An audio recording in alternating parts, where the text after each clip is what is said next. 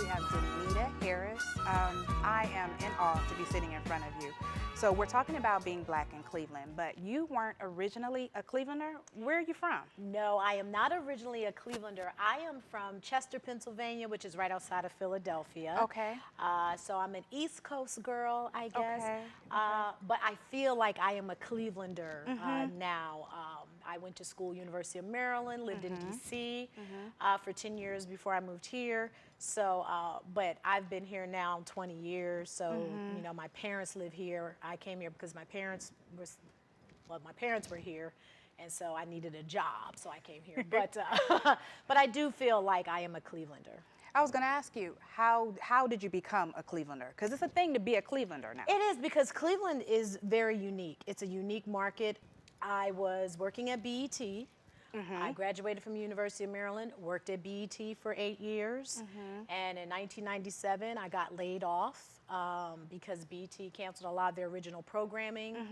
And so I got laid off, and instead of listening to my mom and dad, who were already here in Cleveland, I had visited Cleveland a couple of times, always came in the winter, and I was like, I'm never living in Cleveland, it's just too cold, right? And so I went to Atlanta first. I had a boyfriend, I'm gonna follow him down to Atlanta, but every door closed for me, not one job interview I went on. You have this, but you don't have that. You have this, but you don't have that. So I was unemployed for quite some time. And my mom finally said, why don't you just come to Cleveland? So in November of 1997, I packed up my car. I was living with my cousin, and I drove from Atlanta to Cleveland. I got here broke, unemployed, $1.82 to my name. $1.82, okay? Couldn't even get that out of an ATM, okay? But within 30 days, I got a job here at Channel 5. My dad knew someone who worked here and sent my tape in. Back then there were tapes. I know it's digital now, but it was tapes back then. And I started working on the Morning Exchange. So it was a great decision. I never saw myself being in Cleveland, but I actually fell in love with Cleveland. I fell in love with the people. Okay. Well, so let's back up. So before you got to the tapes, how did you get into TV in the first place? Oh my, that's a great question. I always, as a little girl, used to watch people on TV, and I always thought news anchors were, one, very attractive and very intelligent people. I thought they memorized all the stories. I didn't know they were reading a teleprompter. And so as a little girl, I would watch the news, and I would say, I would love to do that one day. As a kid, I always loved writing. I always loved telling stories. I was nosy, all the great natural characteristics of a journalist. And writing was a way of escape and a way to release what was going on inside of me. So I figured, you know, my passion, I loved people. I didn't mind being in front of people, and I loved writing and communicating. So it seems like, you know, journalism would be the place for me to go. So I went to Maryland, graduated, did not do an internship in TV. I don't know what I was thinking about. I did some writing internships. So when I got out of college, when I graduated, I couldn't jump into BET right away. For 9 months, I worked at another company as a human resources assistant. And then, you know what, after 9 months, I said, this is not what I went to school for. I want to be, you know, and work in television. But at the time, I had convinced myself that I would just be a television producer. Because as much as I watched people on TV, I always told myself, I can't get in front of that camera. There is no way I'm getting in front of the camera. One, I didn't think I looked attractive enough to be in front of the camera. I thought, oh no, I'm going to mess up a word. You know, I'll never be able to speak, you know, articulately enough to convey anything that people would understand. So I was afraid of the camera, but I was always fascinated with television. So I said, well, I'll be a TV producer. That way I'm still in it, but I'm kind of like around what I want to do. So how did you get in front of the camera? So 1995, I'm working at BET as a producer. As what I say, I was hiding behind the scenes, really not living my potential in what I was supposed to be doing. My desire was still to, what would it be like to be in front of that camera? You know, and I always tell people, you don't want to live your life like a woulda, coulda, shoulda. You know, nothing in life beats a failure but a try, you know. And in 1995, I was tired of, you know, wow, what if? You know, what if? And so I really think God heard my what if. and an opportunity became available at BET for a reporter's position, but they were looking for someone with 5 years experience in front of the camera, and I had 0 because I had been hiding, you know, all this time, and they couldn't find anybody. Not one person. And I mean, for 6 months, people were flying in from all over the country. Because at the time, BET, you know, Donnie Simpson, you know, Sherry Carter, who's from Cleveland, you know, everybody wanted to work at BET. But they couldn't find not one person. So they opened it up to employees at the station. And someone said, you need to go ahead and sign up. Just go ahead and sign up. And my dad was saying, yeah, go ahead. You know, nothing beats a failure but a try. And I remember I went to sign up. And the man who was going to make the decision had the sign-up sheet at his desk. And he looked at me and he's like, you're not going to get the job? You're just a wannabe. You're wasting your time. And as a woman at that time who was trying to build up her self-esteem and to feel good enough to, you know, face her fears, I have to say in that moment it was my relationship with God that stepped in and said, you know what? I can do this because I don't want to ever say I didn't try. So I signed my name anyway. You signed it anyway. I call it sometimes we have to sign our name, sign up for our blessings. And so I did my audition. I'm not going to say I was technically the best. Now, did you practice? Tell me, did you go home? Did you do the whole? I did the whole in the mirror. Was it a hair? The hairbrush, and I was reading something out of the newspaper, you know, or something. I did my, hello, good evening. My name is Danita Harris, and today down in D.C. there was a, you know, and you do the TV voice. I said, did you have a TV voice? You always do the TV voice. Okay. Did you think everybody's want to hear the TV voice? And I had, and I'm gonna say something that is probably old, my Easter outfit. Not your Easter outfit. Easter outfit, yeah. Put on the old Easter outfit that I had. On. Yeah, and it was funny because the day of the auditions, everybody had makeup artists coming in. I mean, hair was like this, face would beat. I had my little drugstore makeup, you know, that I still wear today. Well, let me say though, your look is iconic. You have a you have a very natural look. I'm always impressed at how beautiful you look. You look like they're the type of beautiful I could be. See, it's funny you say that because I like a natural look. I like, we have a makeup artist here, Francine, she's great, but she knows I like a natural look on my face. I don't, my father did that, you know, he was like, you're naturally beautiful. I always had a man that you're naturally beautiful. So, so I remember, you know, doing my audition, like, here's my drugstore makeup, my Easter outfit. You know, I said, okay, God, here we go. And I wound up getting a job. Wow. You know, so they said, you have something natural. You know, I didn't have the resume. I was told I didn't have the resume, but I had the relationship. You know, I had the relationship with God, and I think God always just wanted me to stand out and step up and try. It was always meant for me. But I always say, what if I never tried? What if I listened to fear? What if I compared myself to other women? Because at the time, you know, we're talking about being black, you know, all the women on BET were light skin and long hair. Here I am, brown skin, short hair. Who do I think I am? But you know what? That all goes away when it's God. You know, if God has it for you, it's what God has for you is for you. And so it was for me, and that started my on-camera career, so to speak. And it took off. It took off. It took off. From the morning show, you ended up getting an Emmy. Yes. Oh, Good Morning Cleveland. Yes. It was so much fun. Because I like to have fun. We know the news is depressing for the most part, but when you work with a great group of people, I'm blessed to work with great people that you can make it fun. I see television now as a powerful vehicle of connection. You know, I am in your homes, you know, I don't take that lightly. I come into your bedroom, your kitchens, your living rooms. So I want you to have a good experience. You know, I treat the camera like it's my friend. I'm telling my friend a story. If I'm gonna laugh at some things, I'm gonna be serious sometimes. And so winning the Emmy for Good Morning Cleveland was great because we really enjoyed, you know, what we were doing and what we were putting out every day. And you continue to win awards after awards, both in our community. And when I think about you, I wonder, how do you manage to be 10 feet tall and also be able to be in our hearts? Because I don't forget where I came from. I think my process that I went through of battling low self-esteem and depression and fear, being unemployed, going through a rebuilding process in my life. I think God took me through that experience so that I would be the effective vessel that I believe I am today, because I can relate. I never think I am better than anyone. I don't think anyone is better than anyone. I am a confident woman, which means my mind is always open to learn from anyone. I never let my profession dictate my calling. A lot of times people judge me because of my profession, because they say, oh, you're on TV, you're up here. But to me, I never feel that. I feel like I am right here with you because I am human first. And I am not exempt from any trial or tribulation that anyone else goes through. And I'm not afraid to share that I've been there. I'm not a person that I feel like I have achieved and reached this milestone, so I'll never say where I came from.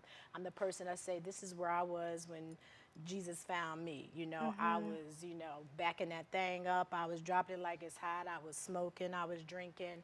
And then he turned my life around. So I don't want people to look at me like she's just got it together. There's nothing she can do to relate to me. No, I'm going to tear all this down so that me and you can be right here, which is where I believe we all should be. Have you always been that way? I believe I have always been that way. I've always loved people. And I'm an only child. So I saw people like, you know, when I had friends, they were the brothers and sisters I never had. I came from a very good family, always had things, but never was, I'm not a things person. I'm more of the things that are not tangible. You know, I like compassion and kindness and warmth and love, and I really have a passion to help hurting people. And I think because when I came to Cleveland, I was at my lowest of lows. You know, I was low, you know, came here like a size 2, you know. With $1.82. With $1.82, size 2 and $1.82. Didn't know anybody but my mother and father. You know, when I say I was stripped, I was stripped. And so so I can relate to the person who comes before me and says, I am stripped, I have nothing. I know that feeling. So I'm not gonna sit here and act like I'm better than you just because I'm in a different spot. I still can relate to you. And so I think it's just part of, it's always been just how I am. That's just Danita. You know, I always just want to be Danita, you know. So why do you think Cleveland loves you?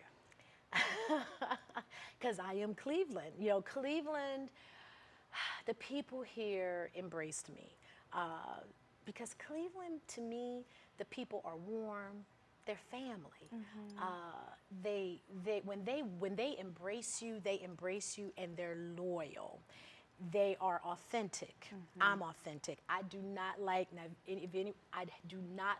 fake people. I cannot stand. Be you. Whatever you are, be you. I think Cleveland is that. I think Cleveland can tell when you're not that.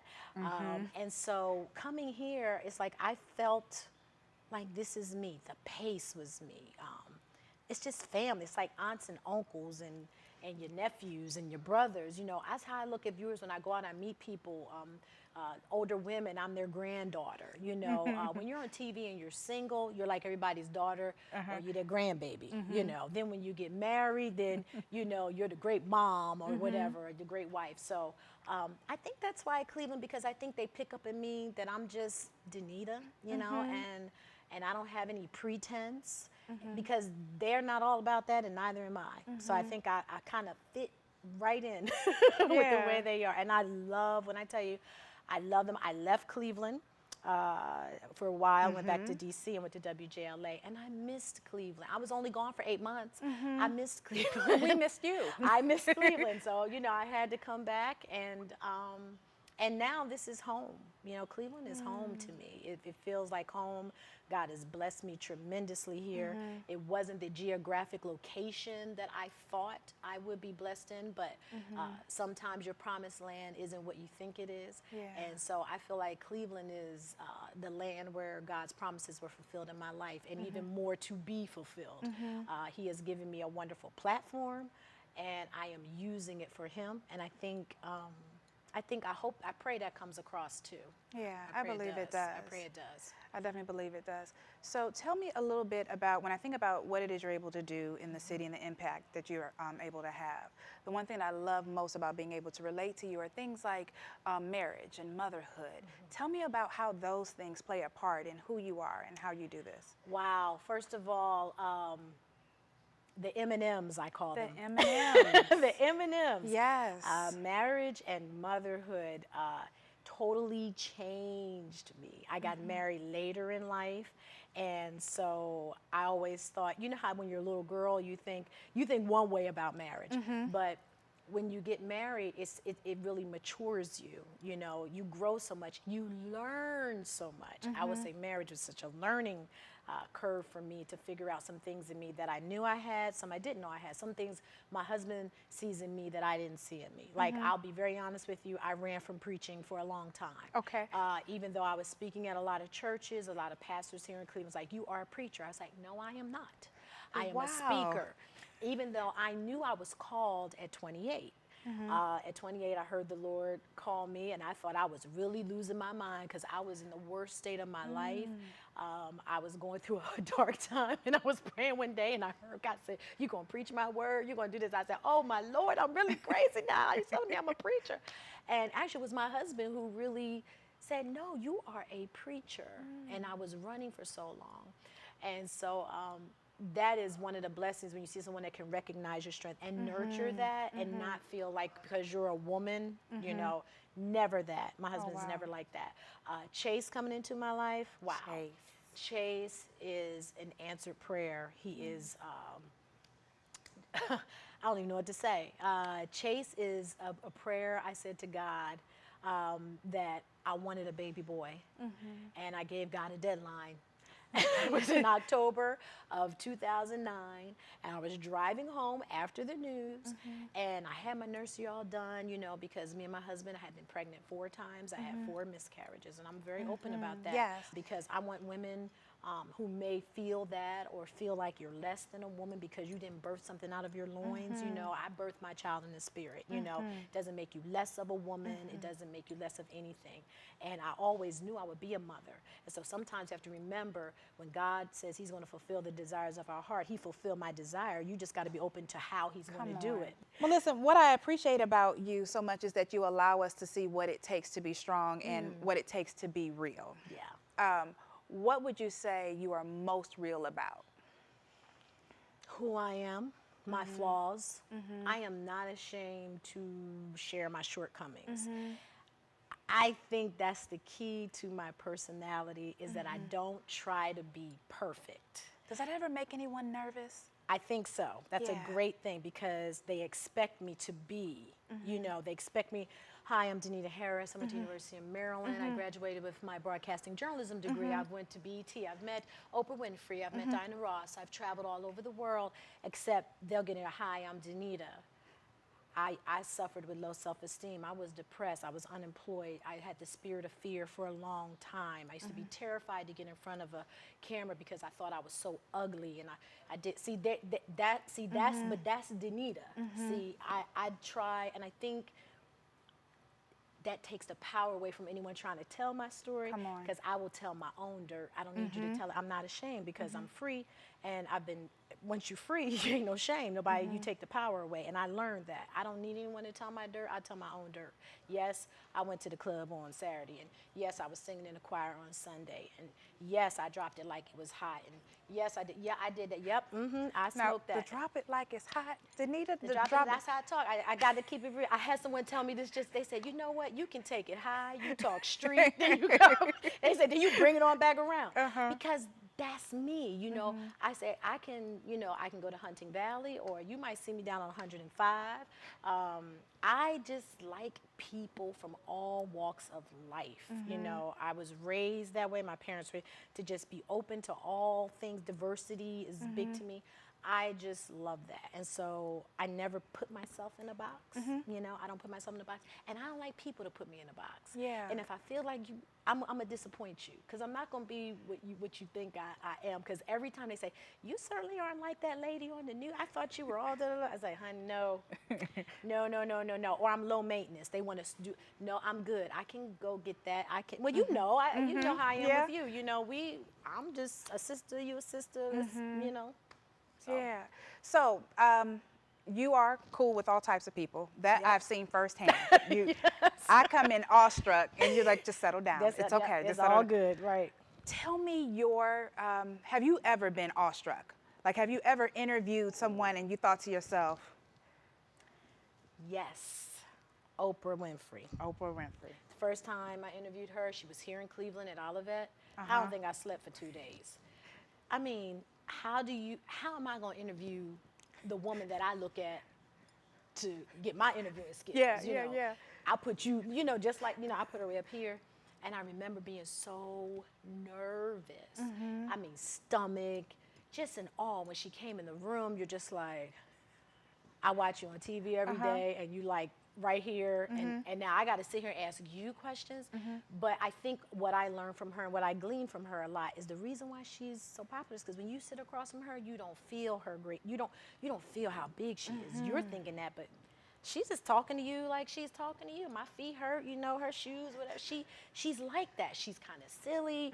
She breaks the ice because I think she understands what you may be feeling. Yeah. And so she does it, and I do the same thing. You are doing the same thing for me. Right. Thank you. I do the same thing. I like, look, let's just cut this. I don't want you thinking we right here. Yeah. And I learned that from her. So yeah, when I first met her, I was a wreck. I mean, you probably could see it was a 2-camera shoot. If you probably zeroed in right here, You could see the. oh, it was going crazy. pulse. It was going crazy. It was going crazy. But she was nice. She was giving. She knows what you need. So she's going to give it to you. And she was just so warm. But yeah. Oh, yeah. Oprah. Oprah, that was. Is there an interview you still want to do? I would love to do Michelle Obama. Yes. I would love to sit down with her and pick her brain. Oh, that would be good. The story she could tell. Yes. And I do want to know how she did being a good mom, the wife, and the public pressure, being a first lady. Like, how do you do all that and still maintain? She's a woman to me that still stayed true to herself. Absolutely. She stayed true to herself, and I know that had to be very hard to do. I would love to pick her brain about that. And Oh, she's just that would very be classy, very classy. Absolutely.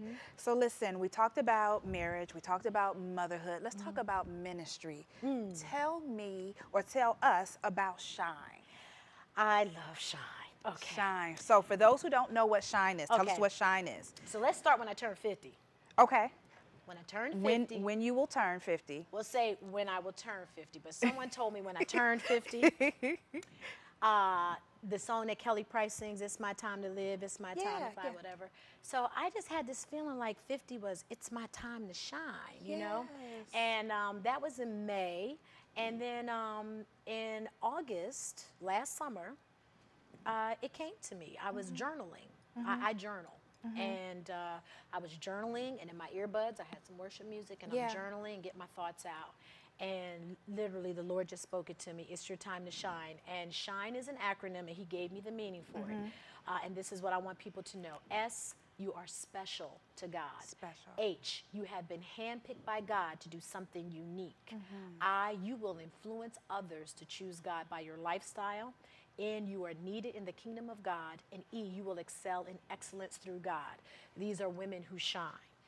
Or these are people who shine. And those characteristics, those 5 principles, this is that I wanted people to know. You talk about ministry. What really is in me is that, one, I want people to know you're special. You know, that God sees you as something special, because so many of us don't think, oh, he's not. No, you're special, and there's something that only you can do. No one can do it. There's many people, many news anchors, but no one is like me. You know, and that's not being, I'm not bragging, but what I do is the way Danita does it, and it's not the way anyone else would do it.